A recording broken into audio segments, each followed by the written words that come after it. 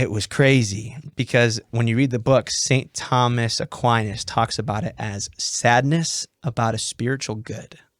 Wow. That's how he describes acedia. It's Yeah. sadness about a spiritual good. The spiritual good is the cross set before you. The sadness is that you have to die to so many good things. Those good things being all the things that we desire. Right. Desires of the flesh. All those things, power, money, all those things that we are constantly, that hide in so many different ways that we see the other side of the fence and we want to go to it. And so it makes us want to flee the state of life that we're in. Mm-hmm. Yet it's not because God's actually calling us to that.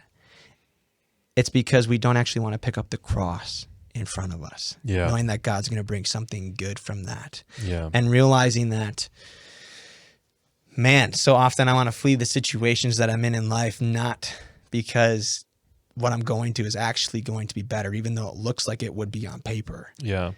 It's because I don't want to pick up the cross. And it's so hard. Like, this is one of the hardest sins, in my opinion, to really confront, because it's so tied into your emotions and your psychology in such a deep and profound way, and discreetly, all of those things. Yep. I just think that one thing that I have found for myself since reading the book that we read, never making a rash judgment or decision, never impulsively making a course redirection, because you have to discern spirits. You have to using the tools we have through the different cardinal virtues, prudently discerning with patience whether something is right or wrong, a course is the right course or the wrong course, because it's so easy in the moment to be totally convinced, I should quit my job, blah, blah, blah, blah, blah. The grass is greener on the other side. Let's whatever. Like, that, but all of that stuff could be coming from the demon of acedia. Right. And I think you start to notice it's acedia when it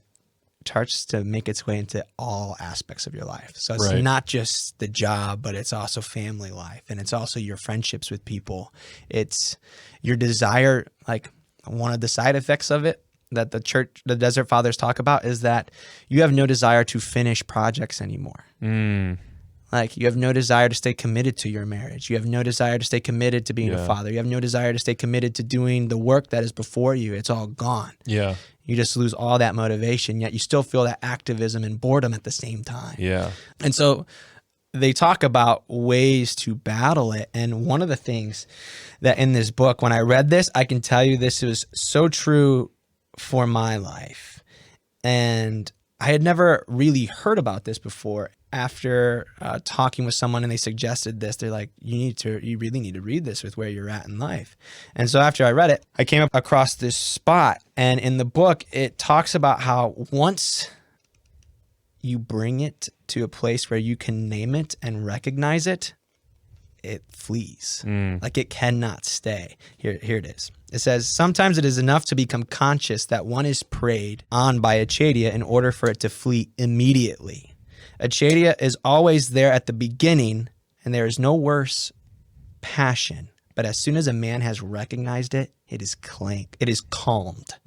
And once I recognized that was what all of this was, I can literally feel this freedom that I have not felt in so long. That's amazing. And it spilled over into every aspect of my life. And there became a joy not to leave where I was at. Yeah. Work, family life, all that stuff. There became a joy to pick up the cross that was before me every single day. Yeah. And to realize that, yes, there is a mission in this. God has a purpose for this. And that I can pick this up with joy now, instead of being so fixated on the little things every single day. I think that is such a perfect example of why there's so much benefit to thinking of acedia as a demon called acedia. Yeah. And that's not necessarily to say that we think that there's a Mr. Demon hanging out around there with a name tag that says acedia. Right. It's more about how we program our minds to think about some of these battles, because like, it is very helpful, because some of the language in there, like that you are being afflicted by acedia, inherently that language implies you're not doing this to yourself. You're a victim of something that's happening externally to you. Right.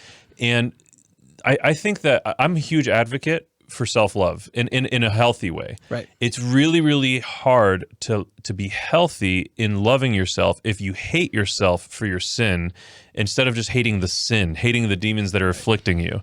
Right. And then you can battle those demons, you can battle those sins in a different way because it's something other than yourself. Right. You inherently are good. You inherently are a son or a daughter of the Father in heaven, and you are a prince or a princess in the kingdom of God. Like, you inherently have the divine spark that the Lord put in you when he created you, and then you have the indelible marks on your soul that you received at baptism and in the Eucharist and at confirmation. Yeah. Like, you are good. Yeah.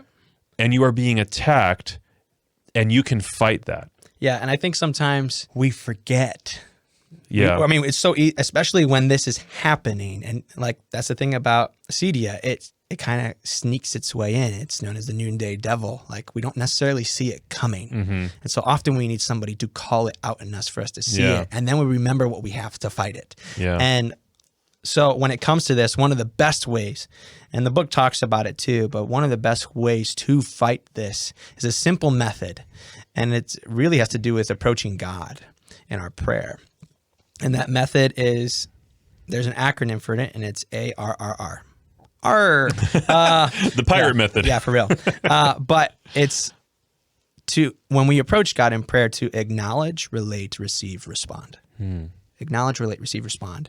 And it starts with, and this is where most people really struggle, is to acknowledge how I feel. Like, to honestly be able to say how I feel without feeling guilty. You know? And what's really funny is I have taught people this method for the past 12 years. And until a couple of years ago, I've never done it right. Because when I would acknowledge from a place still of pride, of, Lord, I know that you have given this to me. I know this is my vocation. I know this is my mission. And so I know you're going to give me the strength. Instead of just saying, Lord, I really hate doing this. Like, I really am not happy about being a husband today.